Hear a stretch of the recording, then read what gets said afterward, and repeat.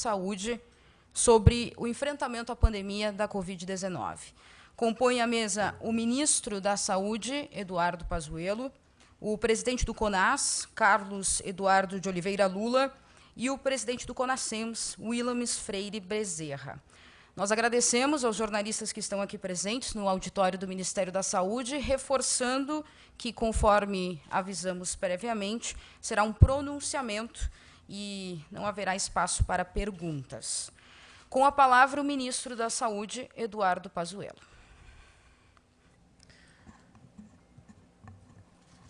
Presidente Lula, do CONAS, Willames, do CONASEMS, senhores e senhoras da mídia que vieram prontamente aqui para ouvir algumas ideias. Muito boa tarde, obrigado por todos estarem presentes.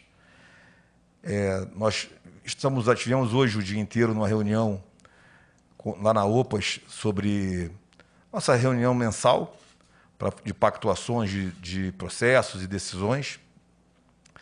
E nós combinamos que nós precisávamos fazer um pequeno pronunciamento em conjunto para que a gente mostre o SUS unido e falando diretamente para a população. A primeira ideia que nós vamos apresentar aqui é sobre a situação da pandemia e como nós estamos vendo essa pandemia, como nós estamos vendo esse momento da pandemia, essa nova etapa. E eu gostaria de colocar aqui algumas ideias. Primeira, até o final do ano passado, outubro, novembro, nós estávamos observando uma situação de estabilidade, números de casos e números de óbitos no país como um todo. Na média, né? Uma estabilidade na média. E claro que a gente objetiva sempre o melhor. Imaginávamos que com a chegada da vacina nós íamos fazer a manutenção dessas taxas e até trazê-las para uma posição de baixa efetiva. E nós observamos nitidamente o aumento de casos na Europa, nos Estados Unidos, no final do ano, que ficaram muito, muito duros, né? Muito rápido e muito duros, levando ao colapso de países como Portugal, Inglaterra, Alemanha, números enormes para aqueles países com população bem menor do que o nosso, morrendo 1.400, 1.600 pessoas num dia. Estados Unidos batendo números afrontosos, realmente assombrosos, e mostrando uma nova cara, com cepa nova na Inglaterra, uma outra cepa parecida na África do Sul, e você vendo nitidamente que poderia haver cepas novas, mutantes, e isso tudo fez com que a gente voltasse a estar alertas. E isso tem se confirmado. Nós temos novas cepas no Brasil, tivemos em Manaus uma nova linhagem de cepa, a linhagem P1, que foi extremamente agressiva em termos de contaminação, contaminando 3 vezes mais rápido do que os outros momentos da doença. E esse vírus ou essa cepa, ela já faz parte do cotidiano e já está em outros estados brasileiros. Não é uma situação onde não vamos deixar chegar aqui em tal lugar. Não, ela já está. Como ela se desenvolve em cada lugar, em cada região, em cada cidade, depende de outros fatores. Fatores climáticos, fatores sociais, fatores de saneamento, fatores de cultura, N fatores que incidem de cuidados, que incidem juntos com a cepa para definir se aquilo ali vai agravar ou não naquele momento. Então, nós observamos hoje que Manaus já desceu bastante, as medidas efetuadas em Manaus trouxeram os números e os graus de UTIs, etc., para números bem mais baixos. Hoje a informação é que não haveria mais fila para UTI em Manaus já é uma grande notícia. E isso mostra resultados aí de um grande trabalho. Mas observa-se que houve um aumento começou a aumentar o oeste do Pará, estivemos no oeste do Pará, começou a aumentar Belém, começou a aumentar capitais como Fortaleza, como João Pessoa. Falei há pouco com a governadora do Rio Grande do Norte. Então, você vê Goiás impactado, você vê cidades como Chapecó impactada, vê o Rio Grande do Sul colocando números fortes, ou seja, você vê várias cidades do país focais, pontos focais subindo.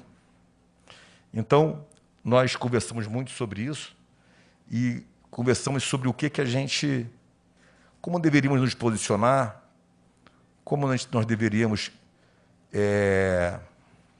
apoiar estados e municípios, como nós deveríamos cobrar as ações dos gestores. Então, tudo isso foi uma discussão longa hoje, eu e os dois presidentes, que somos a tripartite do SUS, para que a gente pudesse apresentar essas ideias aqui. Então, na nossa visão, nós estamos enfrentando uma nova etapa dessa pandemia. Ela tem hoje o vírus mutado, ele nos dá 3 vezes mais a contaminação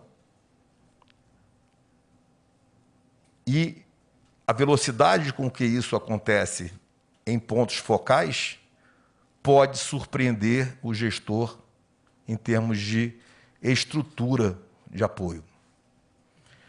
Essa é a realidade que nós vivemos hoje no Brasil. Não está centrado apenas no Norte e no Nordeste, como nós vimos no ano passado. Hoje você vê outros momentos, outros locais que em momentos passados ainda não estavam impactados nessa época do ano, estão impactando agora. E nós precisamos estar alertas e preparados para isso. E aí vem as 3 grandes ações que nós vamos tratar aqui. A primeira é o atendimento imediato, o atendimento na unidade básica de saúde.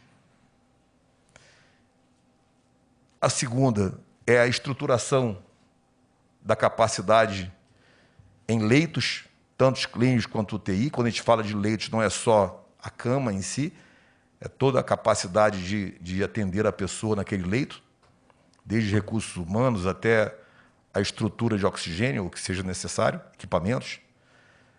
E a terceira grande ideia é a vacinação. São com essas 3 grandes estratégias que nós vamos enfrentar a pandemia nessa nova etapa. Uma das estratégias com relação a leitos é a utilização de leitos de forma remota. São remoções. Mas isso daí o Lula vai aprofundar um pouquinho, mas eu falo aqui então das 3 estratégias.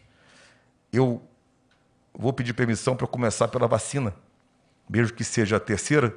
Já estou falando, eu já faço a minha parte e te passo a palavra. Passo a palavra para o Williams, aliás. A vacinação, ela está tendendo à estabilidade em termos de produção e quantidade de doses. Nós já estamos falando, já chegamos aí em 40 dias a 13 para 14 milhões de doses distribuídas. Isso é um esforço fantástico, porque já nos coloca em números totais aí, com um dos primeiros colocados no mundo. Mas não é uma corrida que a gente precise festejar ser primeiro, segundo ou terceiro colocado, mas é para compreender que o esforço para colocar 13, 14 milhões de doses ainda em fevereiro, em 30, 40 dias, 30 dias, 35 dias do início da campanha, isso é realmente uma vitória do nosso país, com a produção própria, em alguns casos, com a importação em outros, e com a capacidade logística de distribuir isso para os estados e para 5.570 municípios, de forma simultânea.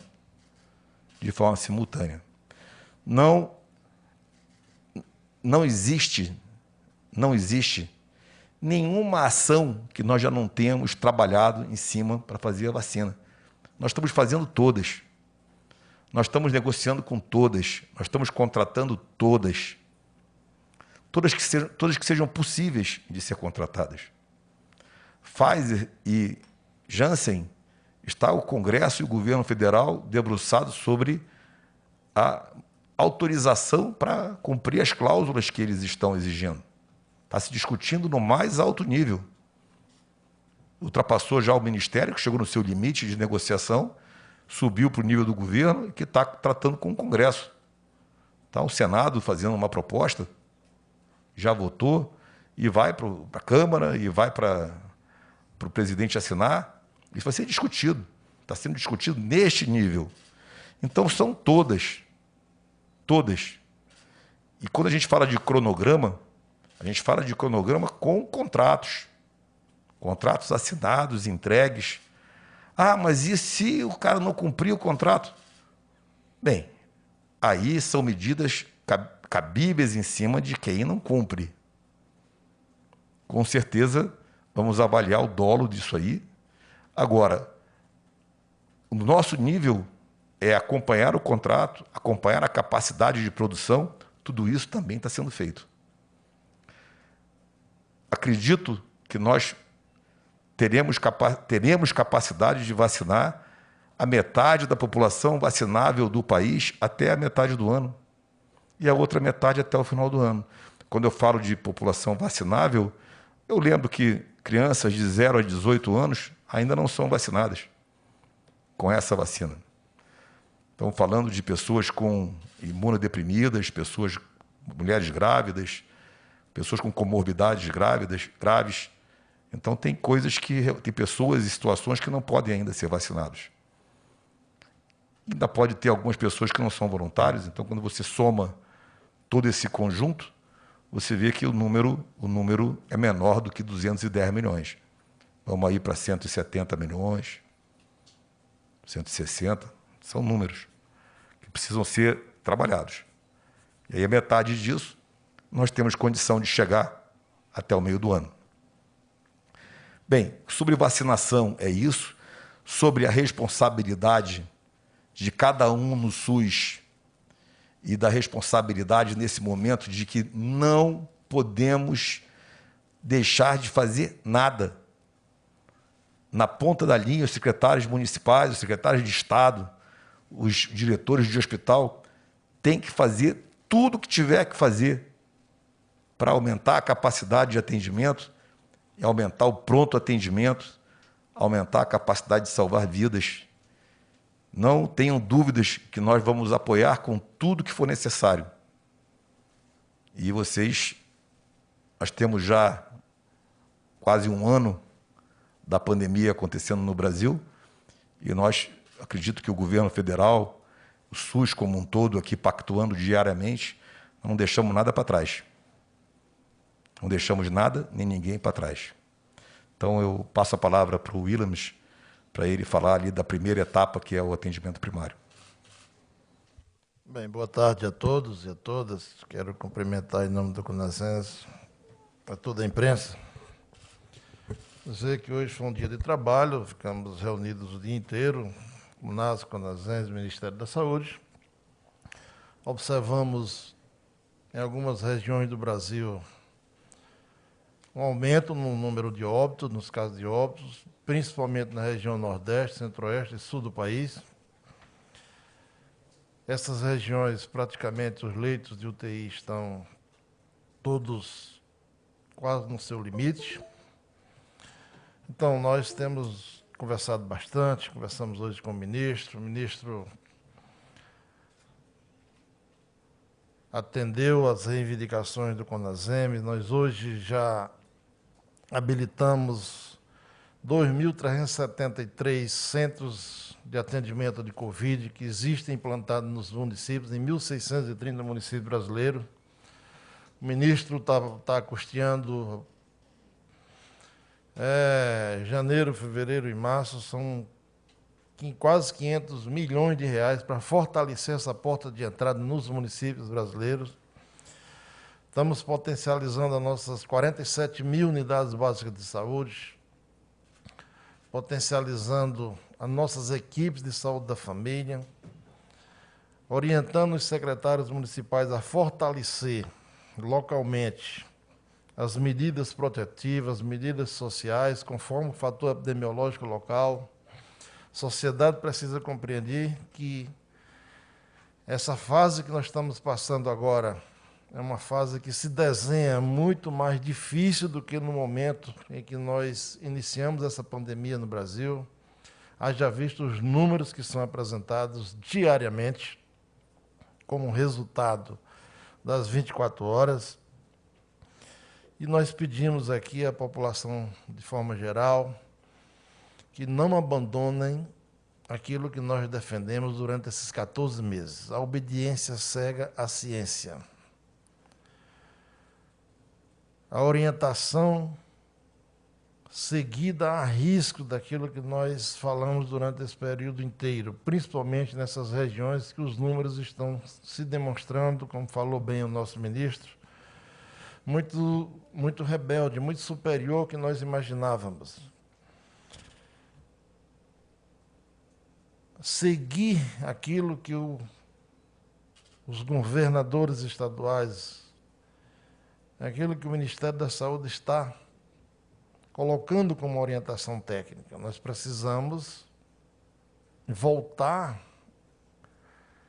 a orientar o nosso povo localmente de que precisamos isolar os contaminados, obedecer os hábitos de higiene e de proteção das nossas famílias e, acima de tudo, vacinar os grupos prioritários, conforme falou aqui o nosso ministro.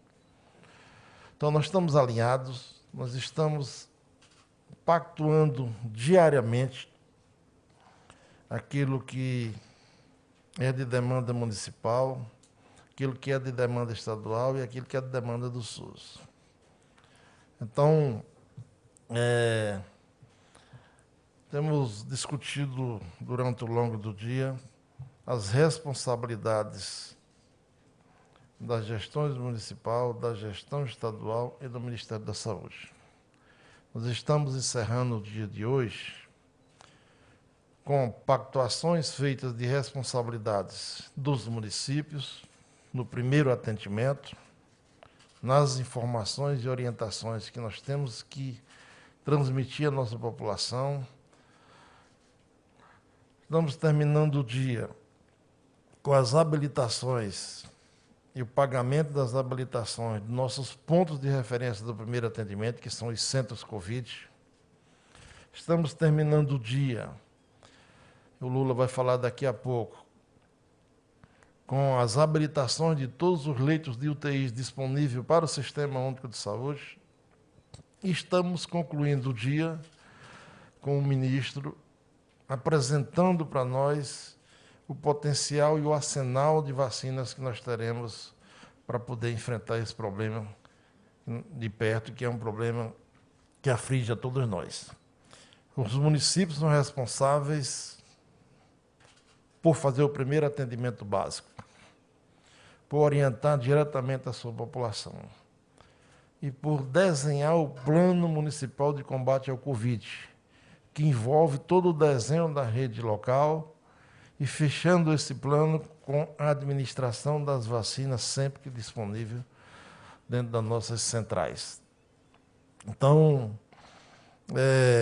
é um momento difícil, um momento duro para nós que fazemos gestão, é um recrudescimento dessa pandemia que vem nos desafiar mais uma vez, mas é um momento em que nós temos que estimular nossas equipes, orientar a nossa população e dizer que não é somente o Ministério da Saúde, as secretarias estaduais e municipais que são responsáveis por esse enfrentamento nesse momento. A população brasileira, já cansada como está, que nós sabemos o quanto a sociedade brasileira está cansada de estar sendo tão limitada pelas restrições sociais, mas nós precisamos entender que, nesse momento, os meios que nós temos de enfrentar e diminuir a transmissibilidade e a circulação desses vírus é adotar medidas restritivas, conforme a gente está fazendo ao longo desses 14 meses, e monitorar e orientar bem ao nosso povo, às nossas equipes de saúde, e discutir entre os 3 entes federados onde é que nós vamos enfrentar, qual é o estado que está precisando mais de auxílio, qual é o município que está precisando mais do apoio, e fazer o investimento e a força do SUS necessária naquela região para diminuir os efeitos dessa pandemia, que é uma pandemia muito dura para toda a sociedade brasileira, toda a sociedade mundial.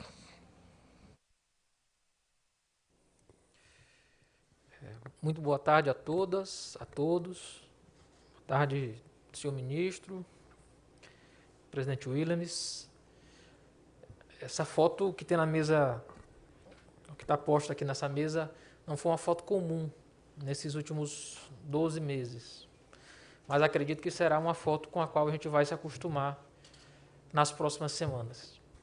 A gente vive, de fato, um momento diferente no enfrentamento da pandemia. E talvez, não é pouco dizer, o momento mais difícil que a gente tem desde o início da pandemia, desde a confirmação do primeiro caso, em fevereiro de 2020, no estado de São Paulo. A gente nunca teve tantos estados com tanta dificuldade ao mesmo tempo. Seja pela circulação de novas cepas, seja em razão do cansaço da sociedade, de estar vivendo isso já há tanto tempo. A gente hoje já possui, no dia de hoje, 15 estados com ocupação de mais de 90% de seus leitos. No dia de ontem, a gente teve o estado de Santa Catarina chegando a 100%. Hoje já está com 110% de ocupação dos leitos de UTI. Isso significa que a gente tem fila de espera em Santa Catarina. A gente tem uma situação difícil no Tocantins. A gente tem uma situação de 100% de ocupação em Rondônia. A gente tem uma situação difícil no Rio Grande do Sul, uma situação que a Bahia nunca tinha enfrentado. O Ceará com a taxa de ocupação muito elevada. A Paraíba, que conseguiu levar quase toda a pandemia numa taxa de ocupação bem razoável, chegando a quase 90%. O Maranhão da mesma forma, assim como o Sergipe. De modo que a fotografia que a gente tem da pandemia nesse momento é uma fotografia muito difícil. A gente termina a contabilidade tendo feito o transporte de mais de 600 pacientes do estado do Amazonas para outros estados e mais de 60 pacientes do estado de Rondônia para outros estados. Hoje a gente já teria uma dificuldade bem maior de conseguir fazer esse transporte entre os estados, porque todo mundo está no seu limite. Quase todo o Brasil recebeu pacientes do Amazonas. A gente teve a notícia no dia de hoje que a gente não teria mais pacientes aguardando por leito de UTI. A se confirmar essa notícia, é uma excelente notícia, demonstra que todo o esforço deu certo. Mas a gente tende, na situação atual, ligar o alerta, porque a gente vai viver o mês de março, semanas de março e abril, muito difíceis. Talvez as mais difíceis que a gente já tenha enfrentado desde o início da pandemia. A situação que a gente vive hoje, de ter mais de 1.000 mortes, a gente completa hoje 35 ou 34 dias com mais de 1.000 mortes, infelizmente a gente ainda não tinha enfrentado em meio à pandemia. Então, é momento de união. E aqui a gente coloca estados, município e União Federal, por meio do Ministério da Saúde, num esforço para conclamar o país, para deixar de lado as diferenças, para deixar de lado, eventualmente, disputas outras, mas para apontar num rumo só, para a gente poder enfrentar a doença. A gente está enfrentando isso com leitos, todos os estados têm tentado criar mais leitos, mas apenas criar leitos não adianta. A gente precisa também de ajuda da sociedade. A sociedade tem de entender que não é hora da gente fazer festa, não é hora da gente estar junto, porque o que a doença precisa é de ambientes fechados, com pouca circulação de ar e muitas pessoas no mesmo local.